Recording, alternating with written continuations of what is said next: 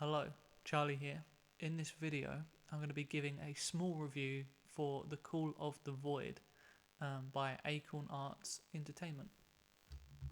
Acorn Arts and Entertainment. So, what I particularly like about The Call of the Void so far is the actors and the performances in the first three chapters. For those that don't know, The Call of the Void is like a Lovecraftian story, and it so far hasn't spoilers kind of so far hasn't revealed any major monsters as of yet, but I mean that's very Lovecraftian in nature. So here's some things that I really liked about The Call of the Void. The first thing that I really enjoyed is the performances from chapters 1, 2 and 3. I think the performances are consistent, and I just think that, just in general, the lead characters are really interesting. They're slightly cliche, but I think when you're telling a Lovecraftian story and it's a mystery, I actually kind of like that. These characters are their goals are immediately relatable in the fact that two of the characters are siblings, and one older, one younger. There's like a big brother, little sister dynamic, and I really like that they have that immediate goal of trying to help their father who has gone missing, and just generally how that story develops. I think what is typically missing in general when it comes to Lovecraftian stories is that initial compelling hook. Usually in a Lovecraftian story, it starts a little bit aimless, and it takes the thing about Lovecraft is he hasn't written like a feature length book, so it's all short fiction, or like relatively short fiction. My personal favorite is the Mountains of Madness. I also liked The Color Out of Space. There's some other ones that I've read, but At the Mountains of Madness is obviously a big one because of how it inspired films like Alien and The Thing. And I've recently watched The Color Out of Space with Nicolas Cage, which was absolutely awful. But I guess it was slightly enjoyable as an awful film, but that's another topic for a different day. But as far as going for a Lovecraftian tone, I think the person, whoever wrote this, really has a strong idea of how to do sort of that Lovecraftian. I mean, the thing is, so far, this could be a story that isn't Lovecraftian and could be anything from aliens to, like a witch cult. It's not immediately apparent exactly what the evil that's lurking is, but knowing that it's based on Lovecraftian lore, at least in like the selling of the way it's been promoted online on like Reddit, you get an idea of like where the story's going as promised there. So anyway, I think the relationship between the oldest brother and this girl who is what do you call it? She's a psychic. I think they're sort of, it's almost like this budding romance that you would expect from an early 2000s teen drama movie, and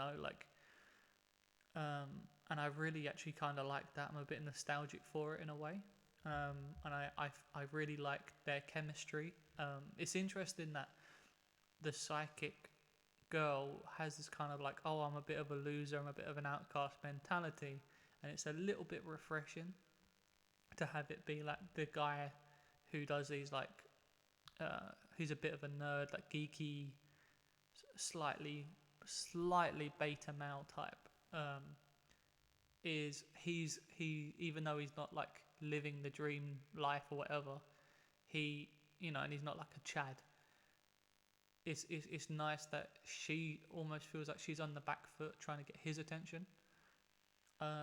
Okay, so I mean, one thing that just in general, the performances are really good.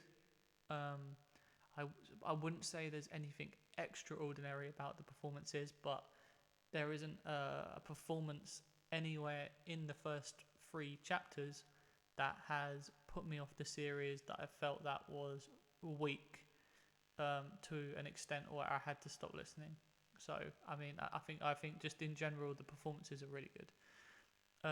The sort of general production and sound design of the episode is really good, really vivid. I think one thing that I don't know if it's a flaw of the episode itself or if it's just my own taste, but I find the lack of description of setting and character, to be a little bit on the vague side, which is good.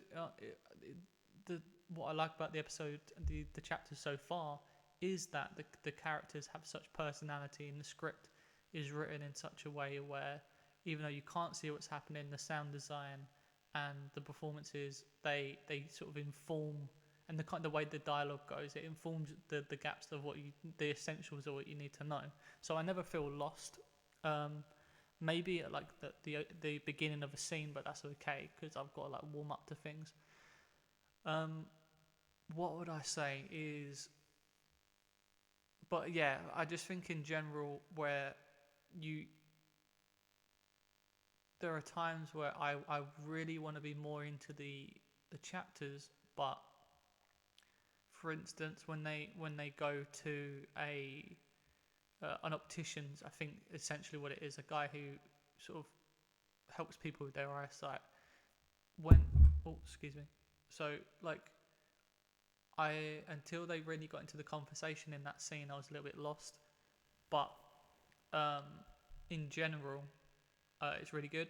I'd say one funny thing about this whole there's a segment in one of the chapters. I think it might be chapter 3, where there's some royalty-free music it made me realise that how well produced this is on such a small budget, because I know exactly the ambient music, this ambient tone, do do do do do do. I've heard that because I've used it so much in my own videos that I got a good laugh out of seeing that someone else was using it, and it's a really good ambient tone. So I'm not like having a go. But I don't know. I just wanted to mention that because I found that really funny. And unless you know it's royalty free, you wouldn't know. So that was fun. I think, let's see. So by chapter 3, there's been an hour's worth, maybe a bit more of content. And I'm hooked. I really want to see where this goes. I think every chapter ends in an interesting way that leads on. I wasn't sure whether I liked the start of chapter 1 with the dad character immediately falling prey to whatever it is, but I think the way that it creates such a really good hook for all the characters' motivations is worth it. And I think one of the things that I really liked was where the dad. So we're going really into spoiler territory here, so bear with me on that. But that's where we're going. The dad's found, and they need to put him into an asylum, like psychiatric care place, basically, something like that. And the conversation that they have, where it's $800 a day to keep the dad there. I felt that was such a really good scene in general, and just, I don't know, that just really struck out to me as like a really nice,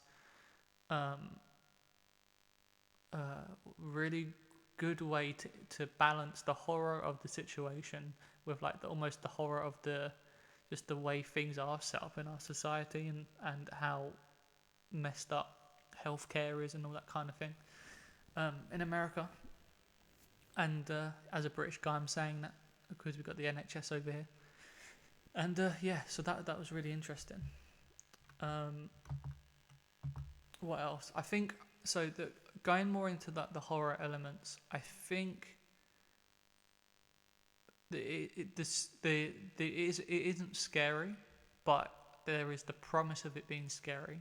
I think the only times I really get spooked in the 3 chapters so far is when that heartbeat sound comes on and it's explicitly trying to create that feeling of unease, but it does it really well, but only in those moments. And I do hope that the series sort of finds other creative ways to create tension other than the sound of the heartbeat and the music. Say, like when it's used in the psychic scene, I hope it finds other ways to create that sense of dread, because it's almost too easy using that heartbeat sound. So yeah, that's it. That's my mini review of the Call of the Void. I am really actually looking forward to seeing what comes next in the series. It looks like it's either weekly or bi-weekly. So I think I one of the flaws I would say, this isn't explicitly for the Call of the Void. Also, the artwork's really good. The cover artwork they've got is really nice, and I'm guessing that's supposed to represent the psychic girl. Maybe she might be a bit too pretty, but she might be like Hollywood pretty for her character. Don't know. So yeah, all good.